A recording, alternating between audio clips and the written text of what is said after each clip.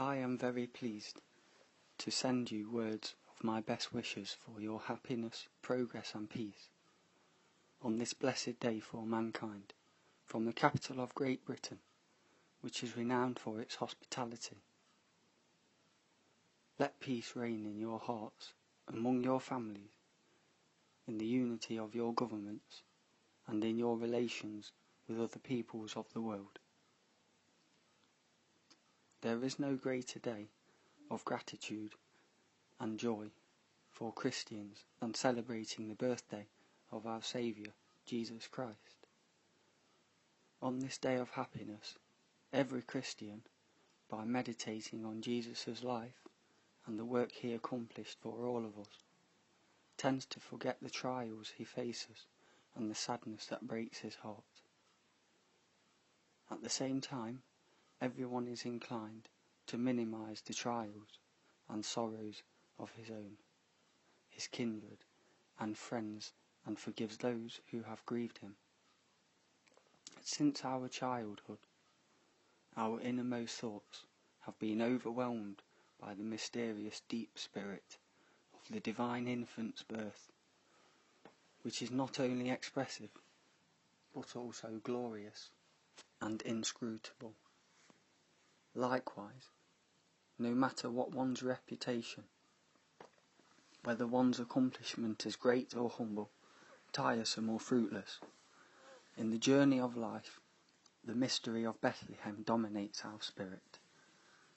With the birth of the Son of God, an unprecedented and unrepeatable and a long-anticipated phenomenon occurred.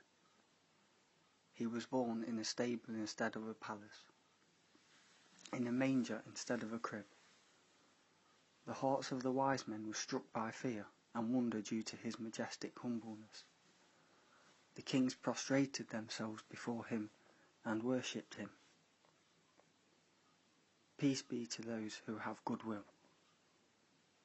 This became the first message.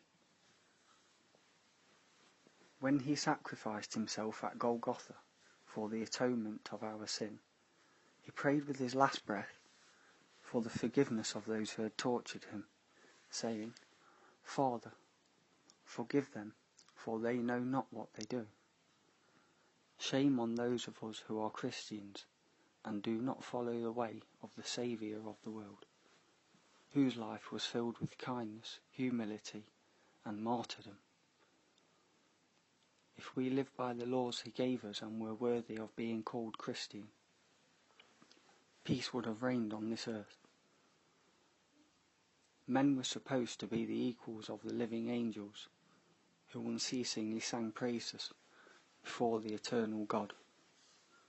Had this been so, peoples of the world would not have been divided along lines of enmity. In truth, there is no legitimate reason or good cause which justifies war. Was it not this fundamental spirit which dwelt in American statesmen and their brothers in other parts of the world that enabled them to write the new international principles according to the laws of our Saviour? The principles were intended to avoid the calamities of war and to bring together the big and small nations of the world as one family and settle disputes that might arise between them through appropriate law and justice. Well, there is not much to do about that. Although the toils of the wise people may earn them respect, it is a fact of life that the spirit of the wicked continues to cast its shadow on this world. The arrogant are seen visibly leading their people into crime and destruction. The laws of the League of Nations are constantly violated, and wars and acts of aggression repeatedly take place.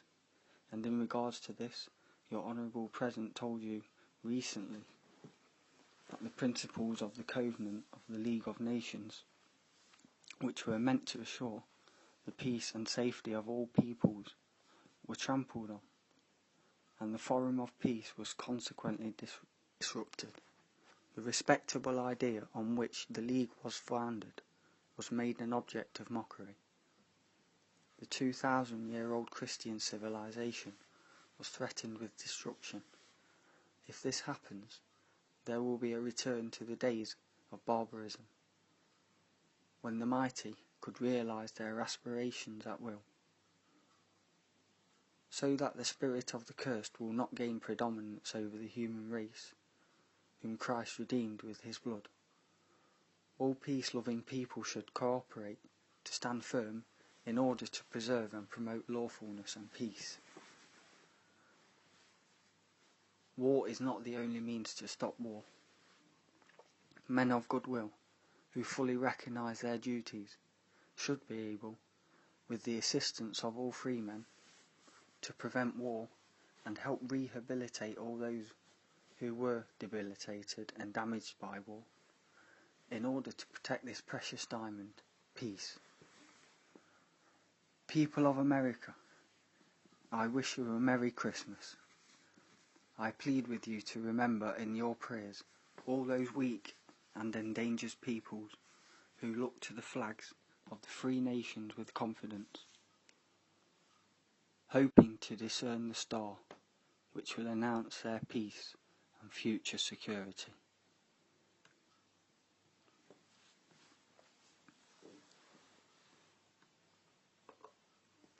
Speech by H.I.M.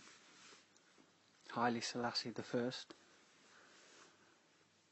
in 1937, broadcast to America on December the 25th.